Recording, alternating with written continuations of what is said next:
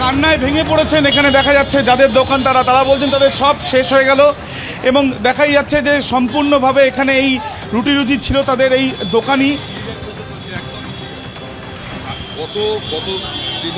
আমি আসছি আপনার কাছে। দিদি কি বলবেন এর কি? আমি জানি না, আমাদের কিছু বলার নেই, সব শেষ হয়ে গেল। খাই, আমাদের কিছু বলার নেই, এবার না খেয়ে মরতে হবে, আর কি করে, উপায় তো নেই। আমাদের তো চাকরি বাকরি নেই, আমাদের এই করেই খাওয়া, এই করে মেয়ের পড়াশোনা করা, সব কিছু এর উপরে নির্ভর। আমি জানি না আমি কি করব। আমার মেয়ের একদম পুরো মুভমেন্ট কলেজে পড়ছে, এরপরে ওর আরো পড়াশোনা করার ইচ্ছা, কি করে করবো আমি জানি না। আমি জানি না, ওর পড়াশোনার, ওর বিএড করার ইচ্ছা, ওর অনেক ইচ্ছা, আমি জানি না কি করে করবো আমি। আপনার মেয়ে কোন কলেজে পড়ে? আমার মেয়ে যোগমায়া দেবী কলেজে পড়ে। আপনার নাম? ইংলিশে অনার্স করছে। আমার নাম অপর্ণা দাস। কোথায় থাকেন আপনারা? আমি ছেলেপাড়ার ভিতরে থাকি। এই যে ফুটপাতের উপরে দোকান বা রাস্তার উপরে দোকান, এটা কি আইনত, মানে আইনত তো এগুলো হয় না?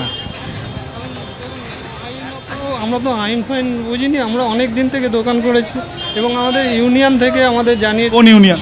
আমাদের ওই যে যুক্ত সংগ্রাম কমিটি, আমাদের শক্তিমণ্ডল সম্পাদক, তো উনি বলেছিলেন যে হ্যাঁ ঠিক আছে, আমরা তোমাদের সাথে আছি। আমরাও ছিলাম এতদিন ধরে, কিন্তু আজ যখন আমরা কাগজপত্র দেখাচ্ছি তখন তো কিছুই শুনছেন না কেউ।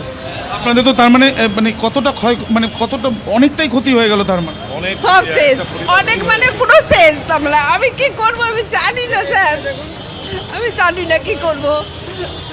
আমার মেয়ে, আবার কি খেতে দেবো তাকে? আবার এই করে রোজের ইনকামে আমরা খাই, রোজের ইনকামে আমরা খাই, পড়াশোনা করাই। কোনো বিকল্প ব্যবস্থা হলে কি আপনাদের সুবিধা হতো?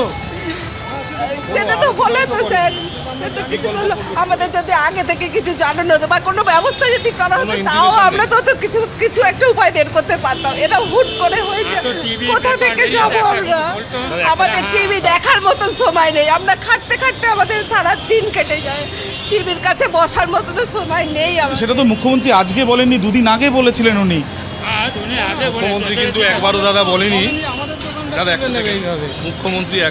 মুখ্যমন্ত্রী হকারদেরকে ভাই বোন বলে সম্বোধন দিয়ে কথা বলেছেন এবং এটাও বলেছিলেন নির্দিষ্ট কিছু এরিয়ার জন্য। ধরুন বেহালা এরিয়ায় এত ফুটপাতে দোকান, দুম করে কোনো ইন্টিমেশন নেই, হঠাৎ পুলিশ আসলো হল্লা গাড়ি নিয়ে, ভেঙে ভুঙে দিয়ে চলে গেল। মুখ্যমন্ত্রীর ইনস্ট্রাকশন এরকমভাবে কোনোদিন হতে পারে না।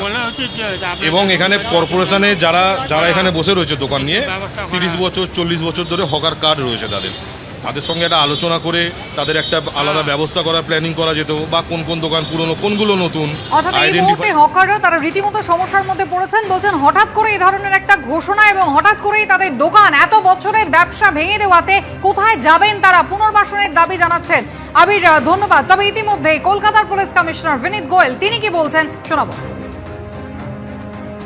এই ড্রাইভটা চলতে থাকবে, and we will try and make sure that the streets or যে পেভমেন্টসগুলো যেখানে মানে বেআইনিভাবে হকারগুলো বসে আছে, ওদেরকে ওখান থেকে